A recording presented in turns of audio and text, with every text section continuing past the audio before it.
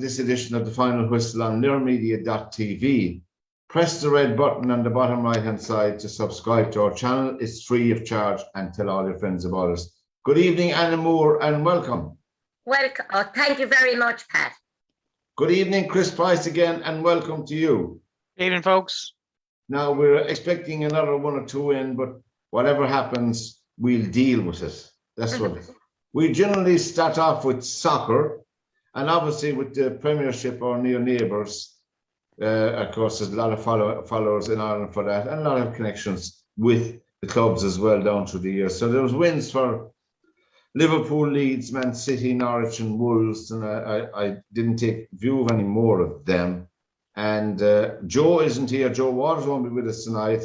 But good luck, Joe, wherever you are. We'll see you next Monday night. Joe's team, Grimsby, are back on track again, Joe. Well done. You must have given them a buzz since we last met you. They won 2-0 anyway. Benitez was sacked.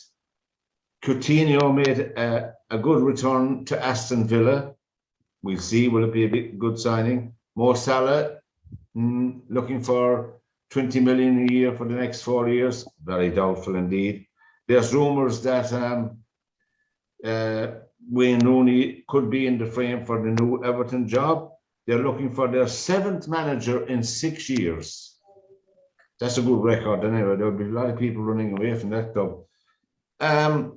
Anna, Liverpool had a good win against Brentford. Was it Brentford? Yeah, they did.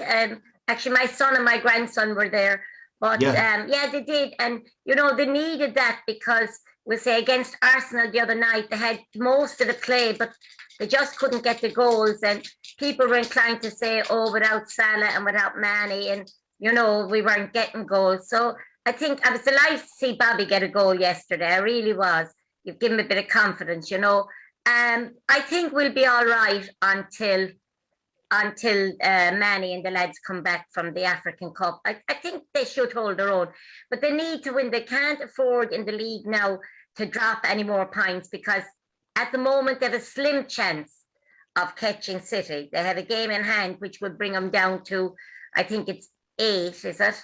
And they have a game with them, and if they beat them in that, there'd be 5 points in it. And if City were to drop, but Liverpool can't afford to drop. No. Man City can afford, and I don't think anyone will catch Man City though. But you have to believe. And well, Chris, did you catch any of the Socceroo over the weekend? I saw. I watched the Man United match up until the last 15 minutes when they were 2-0, and I said I'll turn over to watch the snooker. I thought job done in that stage, and then about 15 minutes later, I found out it was 2-2. And I continued to watch the snooker. So I look, they're just. I think I'm running out of words for United at this stage. I think I did actually listen to a great discussion about last weekend, not the weekend gone, but the one previously, about where they were talking about Man United at length, and they really do think the rumours are coming not from players, or they're coming from their agents. They're actually coming from the Man United backroom staff, maybe like a masseuse or a doctor or even a tea lady who knows what's going on or whatever. Or, the reason being is that the players do not seem to care that much to make these kind of telling tales, and it's not coming from the agents because they're getting paid so much money. They've no reason to move. So it's coming. I reckon the story is that they're coming from people within Man United, in a bit like Dominic Cummings is telling the tales on Boris Johnson. Yeah, that's the analogy there, because basically what seems to be happening is, as I said, is that the players. I mean, you can just tell. What did Roy Keane say about Marcus Rashford? The lights are on, but there's no one at home. That's right, and it's a malaise that's not going to be improved, I dare say, with the new manager. It's festered. It's festered, Pat, and the boil needs to be lanced. And there's 1 or 2 people that you need to get rid of. Okay, we've mentioned them here before, and I think, but the problem is, you see, is they're paid so high, and you're going to have to pay an awful lot of money to shift these guys on, because no one is going to pay the exorbitant money that they're on. No, that's the problem.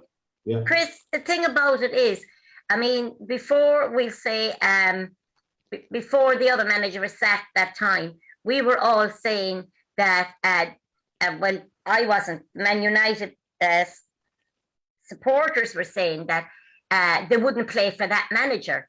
They wouldn't play for any manager. But at the moment, that's what I was just going to say. It isn't, they just don't seem to have any loyalty or any passion. No, you see, the problem, the problem Man United are doing is this, is that Man United for the last 5-6 years have decided that they don't really care about winning trophies anymore. It's all about qualifying for the top 4, get the money. They have a fan base of 75,000 every week. Even if they put in an under 10 team, 75,000 are going to turn up, because Man United is more of a tourist attraction than a football club anymore. Yeah. Do you really believe that, Chris? I do. That the Man United will say board of directors and all of those, that they really have, they're not taking pride, or they don't want to win the league. Pride's out the window. Pride, they're not good enough to win the league. They haven't got the players, and I'll tell you why. If the Man United board wanted to win the league, they wanted the best manager, if they wanted the best players, it'll cost them over $1 billion. Everton spent 500, and look where they are now, near relegation. Look at Newcastle. They're almost certainly going to get relegated unless they just start to find some form, which they haven't done. Look, Man United picked a manager, and this is the point I think it needs to be clear in this, okay? They got rid of Mourinho because Mourinho was too blunt for them, okay? Yeah. So then they got in Solskjaer because they thought Solskjaer would be an interim manager, and they says, okay, we'll play crap, get rid of Mourinho, and we'll do well with Solskjaer because we know he's going to be got rid of in a few months' time, and then they get a real manager. And the players didn't realise that Man United think, you know what, we'll keep on Solskjaer. And I went, oh, well, that wasn't, so someone's called our bluff here. Then when they realised that Solskjaer was going to be there for the long run, and they obviously knew he wasn't up for it, they go, well, how do we get rid of him? So let's do the same thing we did with Mourinho, right? Thinking that Man United were going to get a top-class manager like Conte or someone like that. Yeah, and sure. Who did they go for? They went for a guy in semi-retirement. They offered him a 6-month contract, interim manager, and he's going to be a consultant for 2 years after that. And lo and behold, he moves over to Manchester, and within 3 weeks, he says, I think I fancy this job full time. And you could nearly see the air coming out of the Man United dressing room thinking, oh, do we have to go through this all again? They don't want to, they know that they want a top class manager, but they're afraid of getting a top class manager because basically he would, if Antonio Conte was inside there, Antonio Conte would be a great manager for Man United, but they're afraid of him because Conte would just say, right, you're gone.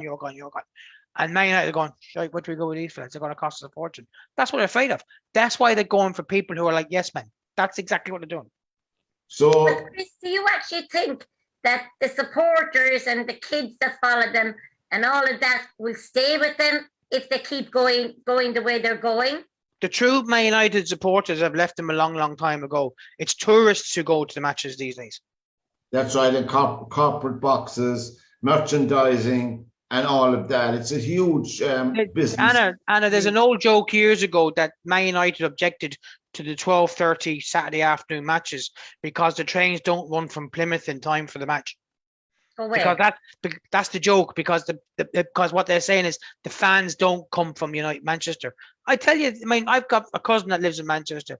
He says most of the supporters in Manchester themselves would be City fans or clubs around Manchester. Right? Okay, Manchester's a big city. There's a couple of million people living there. There's obviously a big fan base there that are Manchester United. But how many people from Ireland go there every week? Yeah. How many people from Scotland or from London or from all parts? I have a cousin in Cambridge who'd never lived in Manchester once. Man United fan goes, he's a season ticket holder. I go, what? There you go. That's just what it is. It is what it is. And those tickets, as we mentioned on the show before, are not cheap. Even to go to a one-off football match to any of the top 4 or 5 teams like Arsenal, Man U, Liverpool, and people like that, it's very, I'll tell you a story, Pat. There's a friend of mine that lives in Shannon. He's a Chelsea fan, right? And he took his young lad over a couple of years ago. They weren't even going to go to a match, but they were there anyway in